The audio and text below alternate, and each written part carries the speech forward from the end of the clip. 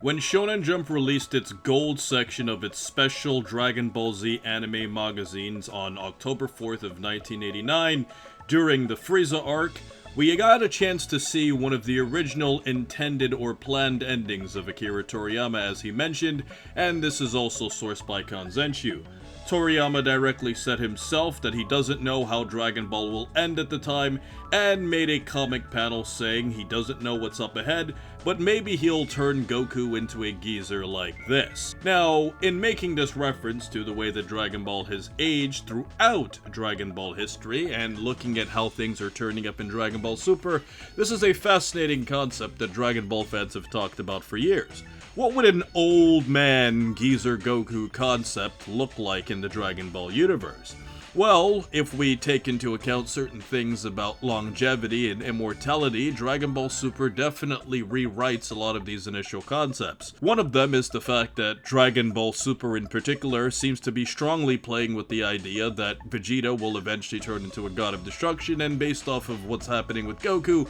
it seems as if Goku will either become an angel or some type of divine being of his own, which would either give him longevity or immortality itself, as Beerus seems to be an extremely old being, but is not necessarily an immortal being, as he's directly referenced it himself. And while this was not explicitly explained, this was hinted at with the character of Beerus during the Moro arc,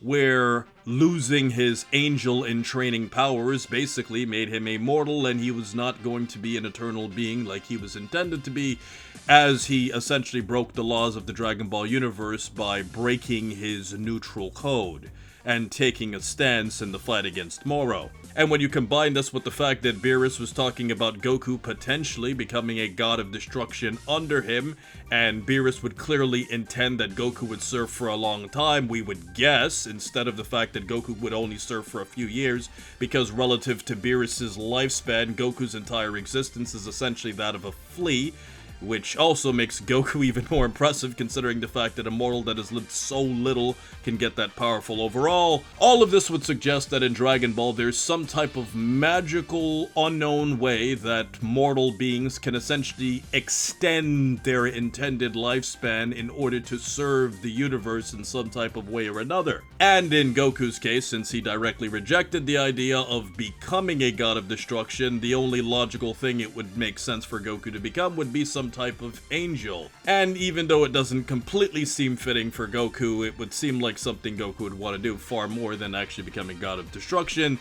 which seems far more fitting for a character like Vegeta, who's already training to become a god of destruction in his own right. Now, from what we know about Saiyans live around the same as humans, but the difference is the amount that a Saiyan stays in their physical prime. So to explain this better, this effectively means that a Saiyan will maintain their physical prime looks and body for a longer period of time, and at the later ages of their life, they age rather rapidly compared to regular humans. So the aging process happens in a small span of life, whereas humans slowly age all throughout. Initially, the first older Saiyan that we really saw in Dragon Ball would have actually been Pan in Dragon Ball GT. And even though Pan is only a quarter Saiyan, it would suggest that she would have some type of Saiyan genetics, and as I've explained in a previous video, at the end of Dragon Ball GT, Pan is approximately 110 years old,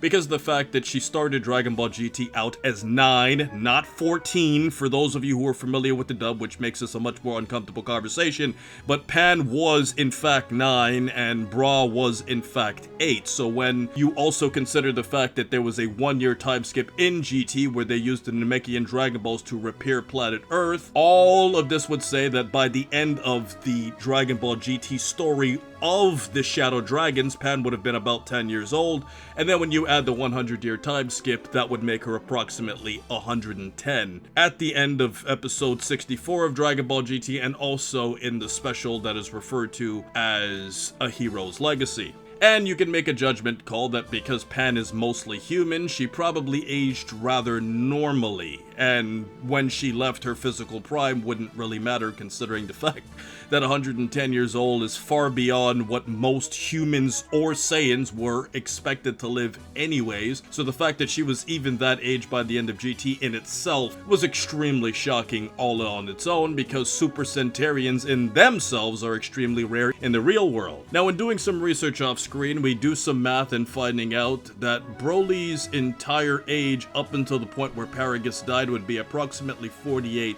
to 50 years old, depending on which source you use. Now, by using this information and we making a call that Broly's almost 50, and we would assume that Paragus at earliest was probably in his 30s, if not late 40s, by the time that Broly was born, this would give us an approximation that Paragus was approximately 80 to 90 years old doing the math, which would suggest that he is clearly at the point where he surpasses where Saiyans are meant to stay in their physical prime, and he aged the way that Saiyans are supposed to rapidly age. But it's hard to pinpoint the exact point that this actually started to happen for Paragus, as he is in fact the only really old Saiyan that we've ever seen in Dragon Ball history, outside of the quarter Saiyan that we saw in Pan. And in saying all of this, we were to make the point that the concept of a geezer Goku is truly fascinating, because even at the end of Dragon Ball GT, Goku reappears again as an adult, and even though you could say that Saiyans age rapidly as they get a lot older, based off of 100 years that have passed, and considering the fact that Goku was only a few years younger than his own granddaughter, which is kind of weird to say that you're younger than your own granddaughter. But the point is that Goku clearly would have been a really old man had he been alive at the end of GT, which is one of the reasons why I made a whole other video talking about the fact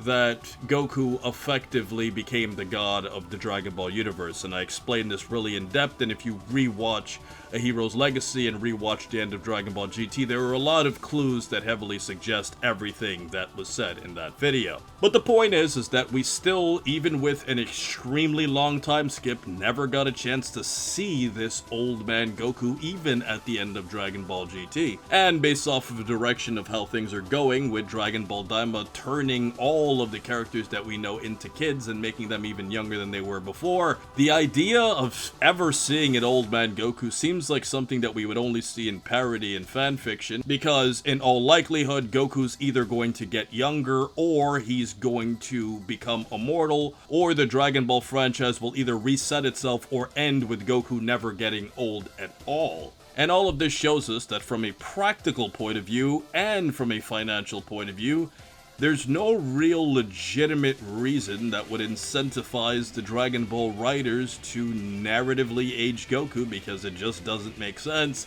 because that in itself would indicate that Dragon Ball was coming to an end, and as long as Dragon Ball can make money, it will be milked until the end of time. Now, what's funny about all of this is that if Goku were to live a normal mortal lifespan, he wouldn't even outlive his good old Master Roshi.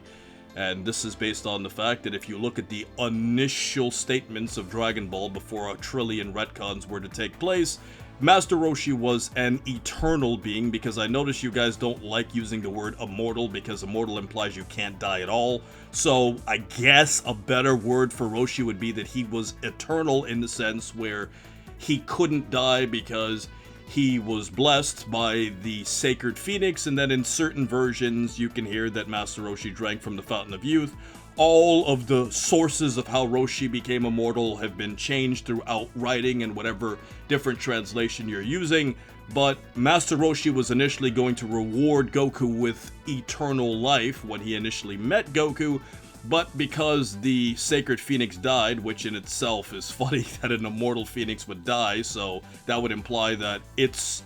eternal but can still die. So, unless something doesn't kill it, it would keep living, and the source of how the immortal Phoenix died was because of food poisoning. This all leads to a point that, based off of how the initial writing of Dragon Ball was, Master Roshi is going to be around to pretty much see all of his own students die before him. Now, of course, Dragon Ball Super, specifically the anime version, rewrote all of this, where Roshi just extends his lifespan by consuming those herbs that he sent Goku and Krillin to go find, which is something else that was hinted at making Baba have such a long lifespan. Even if you say that Master Roshi is no longer eternal with the more recent writings of Dragon Ball and say that he just has extremely long life, just like the metaphor for being a turtle, as turtles have long lives, it would still suggest that based off of normal mortal ages, Roshi would still significantly outlive Goku, even if he were to eventually die of age. But as for now, we can say that the concept of a Geezer Goku was something Toriyama once said in jest, and we can say safely now that we will probably never ever get a chance to see it.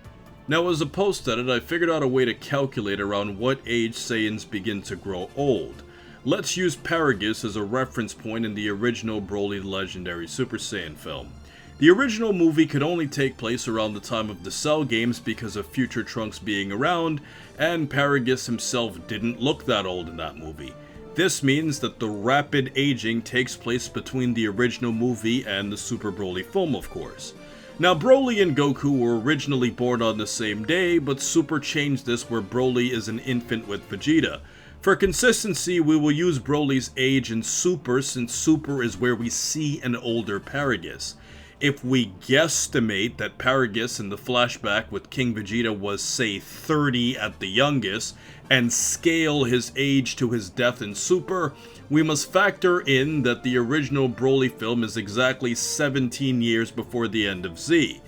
7 years until the Buu arc, and then a 10-year time skip which Super filled in all the details of. Now, Pan is 4 at the end of Z, which means that she has to be born 6 years into the time skip, and Super's math isn't perfect, but bear with me on this. Bulla is 3 years before the end of Z, and a year younger than Pan, as she was born right before the Tournament of Power. Now, the Dragon Ball Super Broly film takes place months after the Tournament of Power, so it's less than 3 years before the end of Z. Bulla was recently born, so let's make the math simple and say that Super Broly is almost 14 years after the original Broly's time placement.